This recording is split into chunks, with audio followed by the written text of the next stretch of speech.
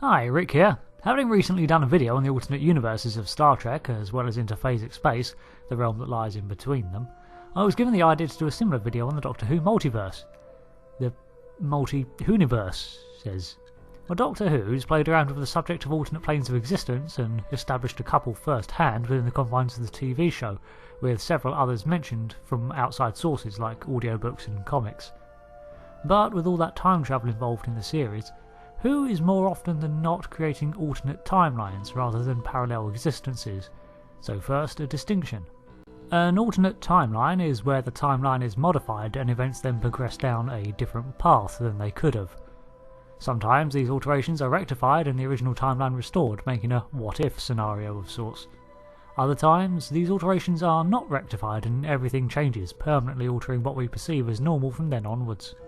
And finally, sometimes these changes are the foundation for an entirely new timeline that simultaneously exists alongside our own. These are the parallel universes, existing alongside ours but just out of phase, or as the Doctor puts it, separated by only a millisecond of time and a nanometer of space, just to the side of our own perception.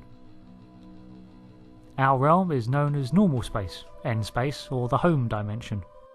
What causes the birth of a new reality over a change in the timelines is something known only to those who study the webs of time, like the Time Lords. But there are universes out there where space is green, everything exists in negative, nothing exists at all, but what divides them all is even scarier. The Void. The Void is a realm of nothingness. In fact, even calling it an empty space is incorrect, as it lacks any dimensions. No light, no dark either. No time as we know it, just nothing. The Howling. Or hell. However, to travel between worlds you must pass through the Void, and passing through it leaves a small amount of void stuff. Really? Void stuff? Anyway, this void stuff can act as a clear indicator as to who or what has passed into the universe from another. As the Void itself contains nothing, it has not got any native inhabitants. The only thing that resides there are the beings that got lost traversing the Void, or beings that have been banished there as punishment. The Time Lords even have myths about the space between universes. One is of the Maia Kalarash, a gaunt, spindly figure who hunts those who meddle with the laws of the universe, wreathed in blue fire and with a bestial face. Surely it can't be real. But enough peering into the deep. Let's look at the universes that lie beyond. First off, in incredibly close proximity to our universe is Pete's World, named after Peter Tyler, Rose's father, who was alive and well in this universe. This dimension was marked by several differences, at least on Earth. Technology was a decade ahead of ours, with personal airships, holographic advertisements, and advancements in communications. Here, a massive company known as Cybus Industries, founded by John Lumick, was the origin of human-based Cybermen in the People's Republic of Great Britain.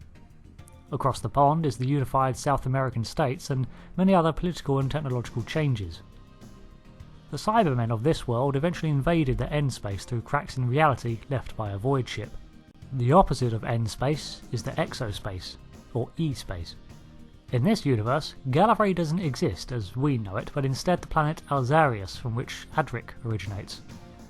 Travel to and from this dimension was relatively easy for, interdimensional travel, with the use of CVE tech or the ancient gateway located at coordinates 0.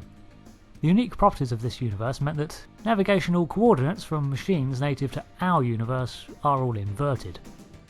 Then there's the Inferno Earth, so called because of the Inferno project that the Doctor was getting mixed up in when he accidentally crossed over to a parallel Earth. This universe diverged from ours sometime in the 19th century, and further ramifications occurred 200 years later, around 1920. This is effectively Doctor Who's equivalent to Star Trek's Mirror Universe. Here, the USA is the American Confederacy. World War II never happened as Britain was allied to Russia and Germany. Japan founded its co-prosperity sphere, and the royal family was executed for treason, and the UK became the United Republic, with Gordon Lethbridge Stewart as its president. Soon after, however, the Inferno version of the Third Doctor took control of the UN, conquered the planet, and renamed its forces the Conclave, enforcing a hostile regime. Wow, messy stuff. But not as dangerous as the Spiral Iskaroth. This universe's native energies interact with ours in strange ways. They consume each other. This dimension was discovered by accident by the Time Lords while they were experimenting to create a power source for time travel. Instead, they punched a hole through and unleashed the greater vampires on our universe, marking the beginning of the Eternal War. In this universe, most human species were slaves to the Iskaroth. There's even a universe where existence has come to an end as the Logopolis has fallen, and with it, the inevitable end of the universe to entropy.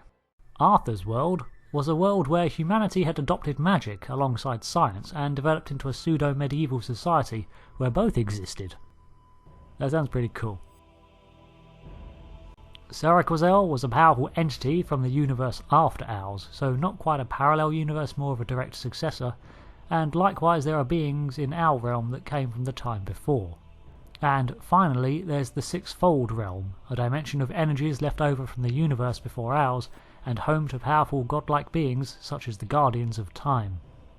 So how do people travel from dimension to dimension? Well, after their discovery, the Time Lords utilised the spiral politic to manage access to alternate universes, taking it upon themselves to maintain the realities and return wayward travellers. But in New Who, the Time Lords are all but absent, their maintenance removed, and with it, the universes were closed off to each other. But not entirely. Causal nexuses are weak points in reality, often created when time and space are torn. These areas make perfect points to break through into another dimension. Outside of one of these, massive amounts of force are required to punch through. This method is often violent and damaging to reality, and leaves a web of fissures throughout which anything could seep.